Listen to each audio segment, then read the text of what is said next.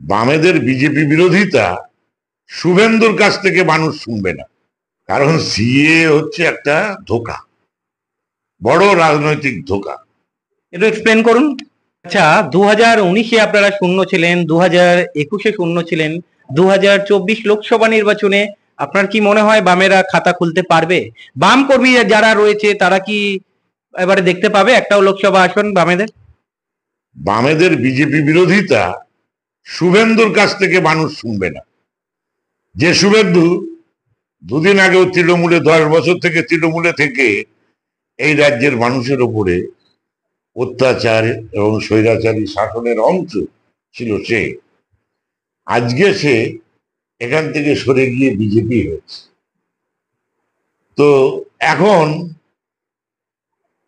উনি বলছেন যে বামেদের ভোট দেয়া মানে তৃণমূলকে ভোট দেয়া, আর তৃণমূল বলছে যে বামেদের ভোট দেওয়া মানে বিজেপিকে ভোট দেওয়া। তার মানে ওরা চাইছে বাইনারিটাকে শক্তিশালী করতে, যে অন্য কেউ নেই, আমি আর বিজেপি, মানে তৃণমূল আর বিজেপি, এই দুইয়ের মধ্যে ভাগ হয়ে যাও। ওটা মানুষের সমর্থনটা এই দুই ভাগের মধ্যে তারা ভাগ করে দিতে চাইছে, কারণ তারা জানে যে বামেরা তাদের কমন শত্রু। বামেরা এই বামেদের যাদের দিয়ে বাম রাজনীতি করে সেই শ্রমজীবী মানুষ, শোষিত মানুষ, ওই দুই দল তাদের বিভ্রান্ত করেছে, নানান ধরনের প্রলোভন দেখিয়ে, প্রতিশ্রুতি দিয়ে, মিথ্যা প্রতিশ্রুতি দিয়ে তাদেরকে আটকে রেখেছে। কিন্তু 10 বছরে মানুষের অভিজ্ঞতা যে জায়গায় যাচ্ছে, ধীরে ধীরে মানুষ কিন্তু এই বামেদের জন্যেই আজকে, যেমন এই মানে ইলেকট্রাল বন্ডের ব্যাপারে বামেদের উদ্যোগী মানুষকে চোখ খোলালো।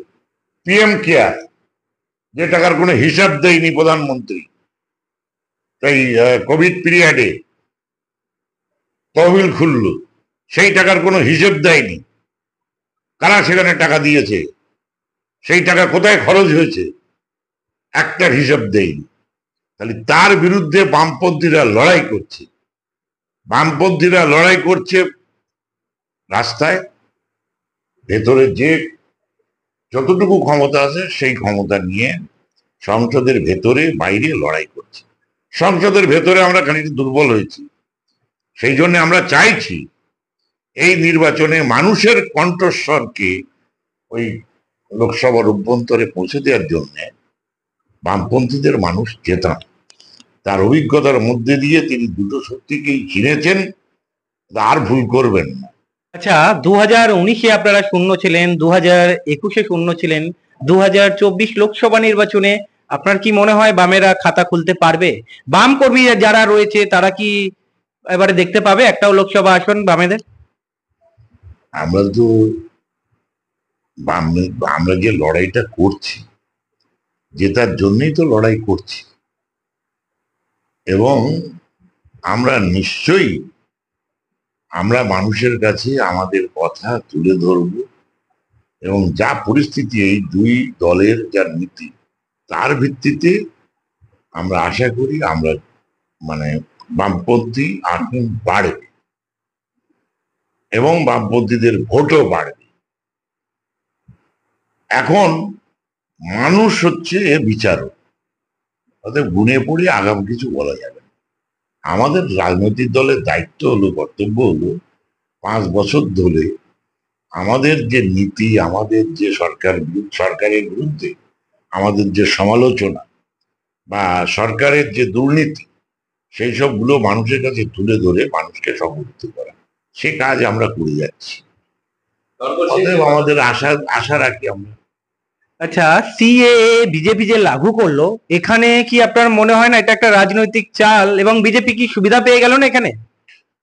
দেখুন, সুবিধে পেল না অসুবিধে পেল ভবিষ্যৎ বলতে পারবে, কারণ সিএ হচ্ছে একটা ধোঁকা, বড় রাজনৈতিক ধোঁকা।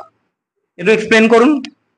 এটা রাজনৈতিক ধোঁকা কেন বলছি আমরা, এটা সংবিধান সম্মত না।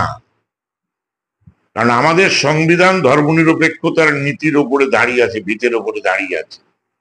আর এখানে কি বলছে এখানে বলছে 14 সাল পর্যন্ত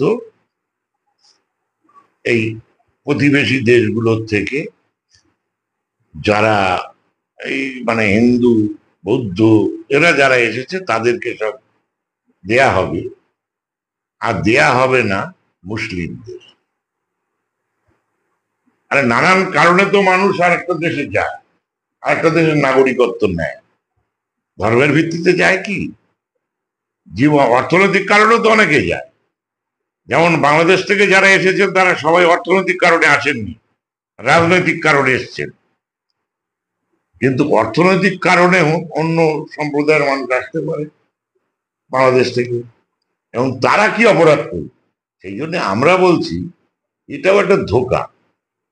কারণ বলছে যারা দরখাস্ত করবে তাদের ঘোষণা করতে হবে, সেসব যা নিয়ম কানুন বলেছে তাতে ঘোষণা করতে হবে সে কোন দেশের নাগরিক ছিল তার প্রমাণ দিতে হবে, ইত্যাদি ইত্যাদি। তার মানে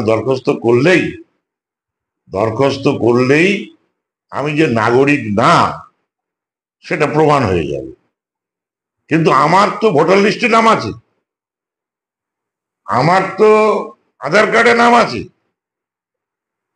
আমার ভোটে সরকার নির্বাচিত হচ্ছে, আমি নাগরিক না হলে এগুলো কেন থাকবে?